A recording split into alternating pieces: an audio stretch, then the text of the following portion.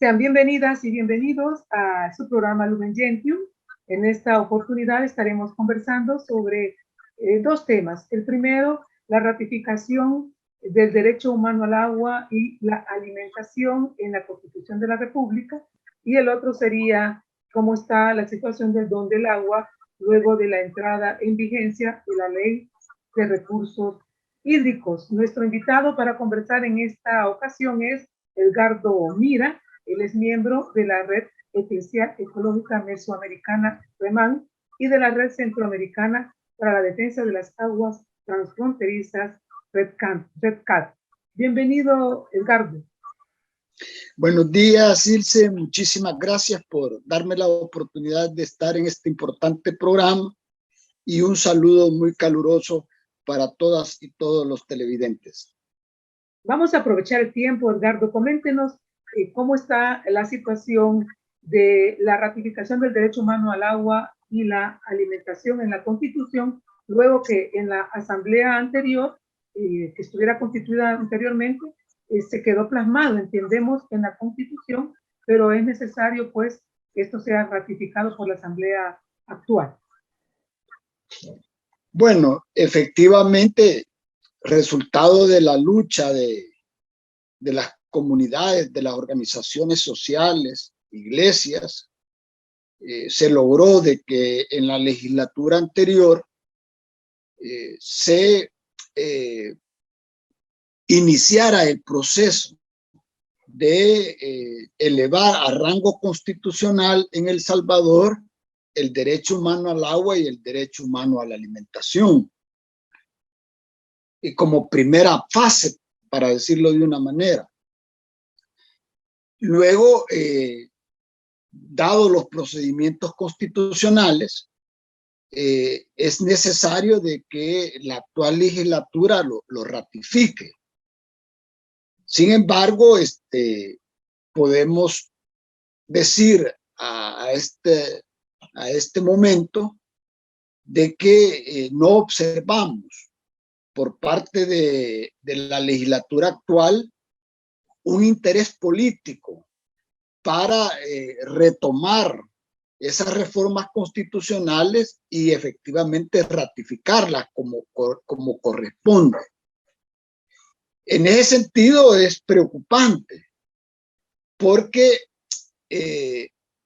eso significa de que todo el proceso anterior puede evaporarse si no se logra pues concretar en la actual legislatura, y habida cuenta de que lo que queda prácticamente es 1 año y medio de gestión de la actual legislatura. No observamos pues un interés político, no hemos conocido de iniciativas por parte de la fracción dominante de retomar la discusión e impulsar pues ese proceso de ratificación. Hay que tomar en cuenta de que por parte del gobierno actual, aunque tampoco hemos observado un esfuerzo real, digamos, pero está en marcha de otras reformas constitucionales, se supone que mucho más amplias, en las que uno creería pues que el tema del agua y de la alimentación podrían ser consideradas. Pero repito también, ese esfuerzo, ese proceso que está desarrollando el gobierno actual no ha tenido el impulso pues que uno espera y quisiera, ¿verdad? Dado, repito, la situación compleja y difícil que hoy estamos resintiendo precisamente a partir de las diferentes crisis globales en materia de alimentos y en materia de agua. Y es que elevar a rango constitucional significaría reafirmar la responsabilidad del Estado en la tutela pues de esos derechos. Y hay que tener en cuenta también, ¿verdad?, de que en el caso de El Salvador se cuenta hoy con una ley de recursos hídricos que se supone tiene incorporada una perspectiva de derecho, pero que simultáneamente, pues, ¿verdad? En la ley fundamental del país, que es la Constitución de la República, no se observa, pues, ¿verdad? No está consagrado. Entonces, en ese sentido, es obviamente también una contradicción, ¿verdad? Y eso también, a mi juicio, limita las posibilidades reales de que en las leyes secundarias pueda desplegarse de manera completa lo que significa, pues, ¿verdad? Elevar a rango constitucional el derecho humano al agua y el derecho humano a la alimentación, por las responsabilidades, pues, que implican, y desde luego las acciones, las medidas que desde el Estado deben de tomarse para que efectivamente en nuestro país el acceso al agua y a la alimentación no corran, pues, ningún tipo de riesgo, principalmente, repito, en un contexto de crisis como en la que nos encontramos actualmente. Edgardo, entiendo que esta no es la primera vez que se logra llegar hasta este momento, digamos. Me explico. Anteriormente, en otras legislaturas, se había logrado que una asamblea incluyera dentro de la Constitución el reconocimiento del derecho humano al agua y la alimentación, pero se daba el escenario que tenemos actualmente, que llegaba a la siguiente asamblea y nunca se ratificaba. Por lo tanto, volvíamos a quedar otra vez con la misma situación, es decir, de cero. Por lo que usted nos está planteando, parecería una vez más que ese escenario se está volviendo a dibujar. Y eso es realmente preocupante porque da la impresión de que las legislaturas anteriores jugaron con la expresión y el deseo de la población de tener reconocido y plasmado dentro de la Constitución este derecho humano. Si ese es el escenario que se está dibujando una vez más ahora, es preocupante, Edgardo. Efectivamente, y sinceramente, ese es el escenario más probable. Todos hemos asistido a un proceso conductual, digamos, de la actual legislatura, del gobierno en general, desconocer, digamos, los diferentes procesos que se han desarrollado anteriormente, muchos de los cuales efectivamente son resultado de auténticas luchas de los pueblos. Tal es el caso, por ejemplo, de las reformas constitucionales a las que estamos haciendo referencia actualmente. Y precisamente eso queda demostrado a partir de lo que usted ha dicho. No es primera vez que llegamos a un primer momento de aprobación, pero el segundo momento de la ratificación se ha frustrado. Ahora, esto tiene a la base una explicación política, también, dado de que tiene que ver con el agua, tiene que ver con los alimentos, y cuando nosotros hablamos de derecho humano al agua, de derecho humano a la alimentación, y estamos hablando de que el Estado es el responsable de tutelar esos derechos y de garantizar la implementación de esos derechos, entonces esto tiene también un contrasentido respecto a los intereses económicos, financieros, pues, de los diferentes sectores de poder en nuestro país, que desde luego miran el agua y miran a los alimentos como una mercancía que es explotable, que es apropiable y que es comercializable, ¿verdad? Y para que eso realmente adopte las posibilidades reales de ser factor de usufructo, pues, para las empresas, desde luego, lo que menos se requiere es que haya un control, una supervisión y una garantía, pues, desde el Estado, ¿verdad? Que pueda adoptar las medidas que sean necesarias para que la población tenga acceso al agua y tenga acceso a los alimentos. Sobre todo en momentos de crisis. Y yo estoy, he expresado ya en más de 3 oportunidades la palabra crisis, porque efectivamente, ¿verdad? Todos estos procesos de los últimos meses pues, han evidenciado, por ejemplo, el tema de las dificultades que se tienen para poder acceder a los alimentos, por un lado por la producción y por otro lado por los costos, ¿verdad? De lo que se llama normalmente la inflación que nos está afectando.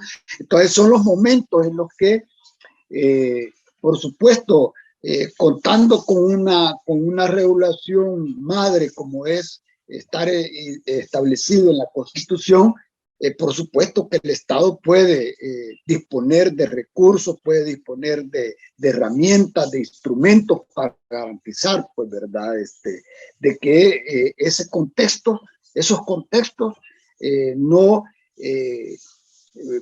eliminen o eviten, digamos, la materialización, pues, de esos derechos. Entonces, digo todo esto para decirlo de que por un lado hay intereses políticos y por otro lado hay intereses económicos que suelen ser determinantes a la hora de tomar decisiones fundamentales, sobre todo con respecto a aspectos tan esenciales, tan fundamentales, tan de vida como es el agua y la alimentación. Bueno, vamos a hacer aquí una pausa, nos vamos a quedar con esta reflexión. Regresamos en breve, está sintonizando TVK, programa Lumen Gentium. Ya regresamos con tu espacio de entrevistas Lumen Gentium.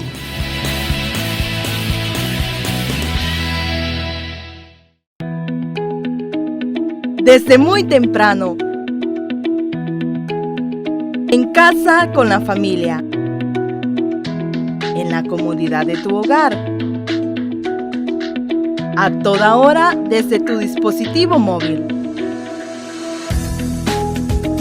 TVK, la señal que te transforma.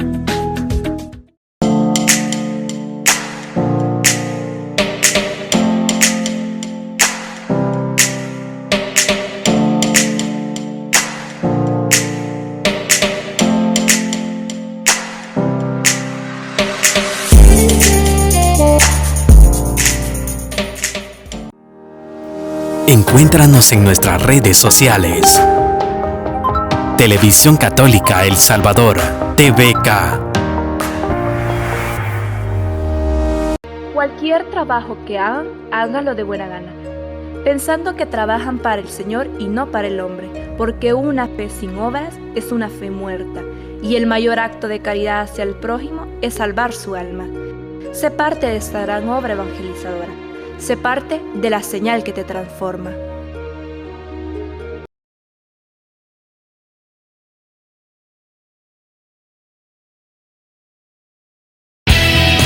Continuamos con tu espacio de entrevistas Lumen Gentium. Regresamos, sintoniza usted TVK, es el programa Lumen Gentium.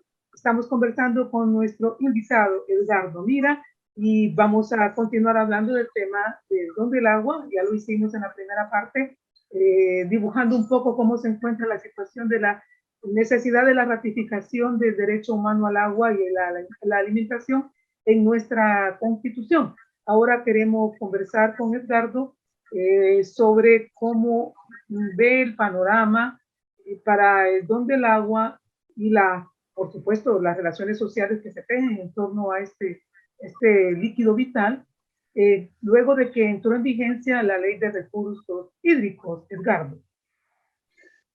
Bueno, en primer lugar, hay que recordar pues de que efectivamente esta ley entró en vigencia el pasado 12 de julio. 6 meses después de que fuera publicada en el diario oficial. Uno supone, uno cree que cuando se dan estos tiempos es precisamente para ir construyendo, digamos, ¿verdad?, el andamiaje sobre el cual se pretende, se piensa que se va a implementar pues la ley.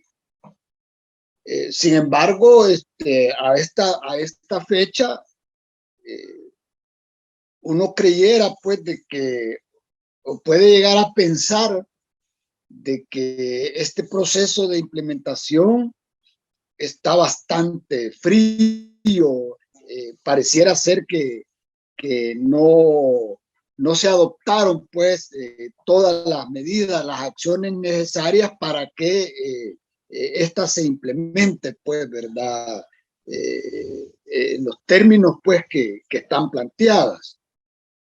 Entonces estamos en un momento de implementación, yo diría, no tan diáfano, no tan claro, con muy poca información como es lo normal en este momento. Por supuesto de que no se cuenta con el reglamento, aunque la ley establece que para la elaboración del reglamento se va a hacer uso de 180 días ya desde el momento de la vigencia de la ley, etcétera. Entonces estamos en un panorama no claro, ¿verdad?, de implementación de la ley. Sí se ha nombrado a un señor presidente de la Autoridad del Agua, el señor Castañeda, entiendo que se llama, es el apellido. No está integrada plenamente la directiva, aunque se conoce quiénes son los que la deberían de conformar. Pero sobre todo nosotros, consecuentes, digamos, con toda nuestra línea de trabajo, desde que se propuso la primera ley allá por 2006, 2007, no recuerdo ya, tantos años después, siempre aspiramos a que hubiera una ley, le llamábamos Ley General de Agua, que tomara en cuenta pues las condiciones reales de agua en nuestro país, y sobre todo que tomara en cuenta la garantía pues, ¿verdad?, de que el pueblo salvadoreño va a contar con agua en el presente y en el futuro en la calidad y la cantidad que se requiere. Pero esto no visto como una declaración per se, sino como un conjunto de acciones que deben de adoptarse para que efectivamente en el país haya una producción y reproducción del agua que garantice, pues, ¿verdad?, de que las presentes y las futuras generaciones vamos a contar con el agua. Entonces, el tema del derecho humano al agua debe estar bien planteado, bien plasmado en esta ley, y debe tener como centro, pues, ¿verdad?, por supuesto, la garantía del derecho humano al agua, y por eso es importante su ratificación en la Constitución de la República, pero también como un bien fundamental, pues, para la reproducción de la naturaleza misma, que al mismo tiempo garantiza, pues, la reproducción del agua.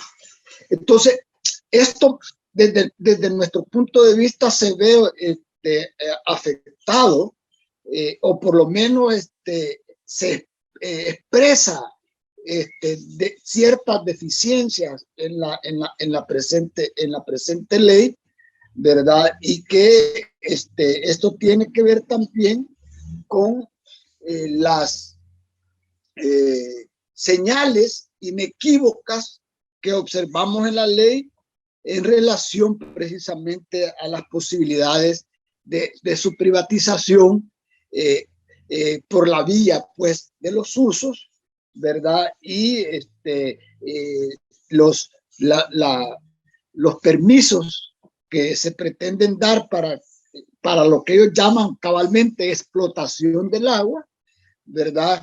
Y los tiempos que estos permisos se otorgarían.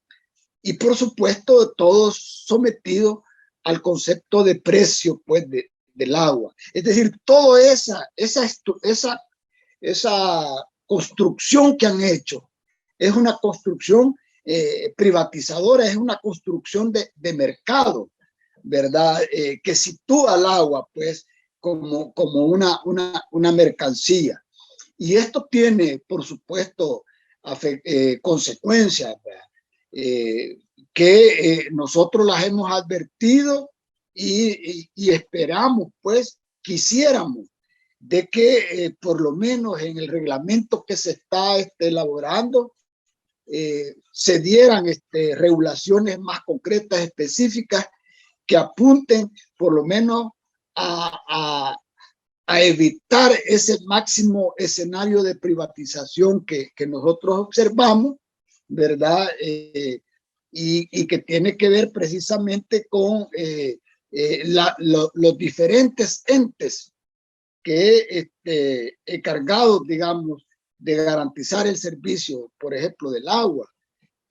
Nos preocupa, por ejemplo, que no haya un rol y una dimensión correcta sobre el rol, por ejemplo, de las juntas de agua, ¿verdad? Que tienen una presencia nacional y que ofrece un servicio efectivamente social, ¿verdad? Que llega donde la institucionalidad del Estado no llega y que probablemente nunca llegue.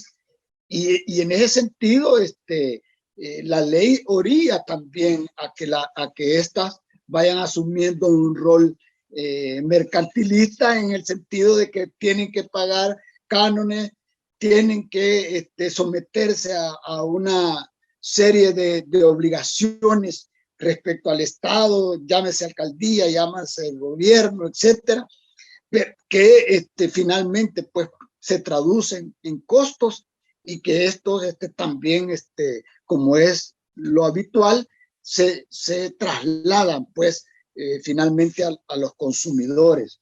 Entonces, tenemos ahí un problema serio que nosotros lo hemos planteado, repito, a lo largo de toda nuestra historia en la lucha por una ley de agua y desde luego al aprobarse la actual ley de recursos hídricos expresamos también nuestra preocupación y por supuesto que no estar de acuerdo pues con los contenidos explícitos e implícitos de la ley que apuntan pues a la privatización y por consiguiente a la vulneración pues del derecho humano al agua.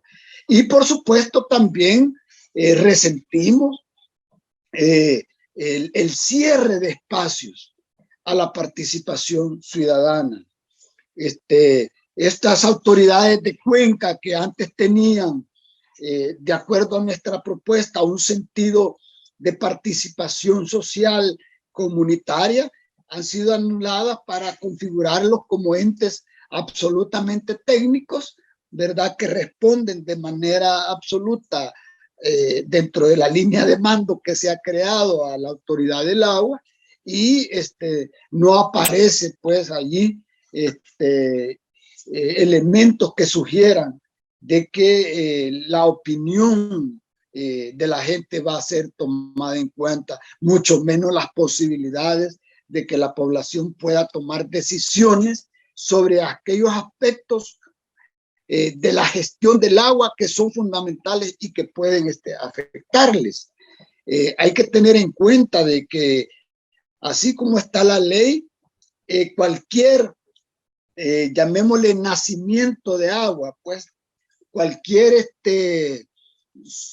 lugar en donde se identifique y se compruebe la existencia de agua subterráneos que son, digamos, los principales para poder potabilizarlos y comercializarlos, son susceptibles de apropiación por parte de las empresas, por parte de los privados, y entonces eso significa de que aquellas comunidades en donde se reconoce una excelente producción de agua por la calidad y la cantidad, van a ser también potencialmente afectados, ¿verdad? Debido al camino de la apropiación que hay, que está abierto, digamos, en la ley.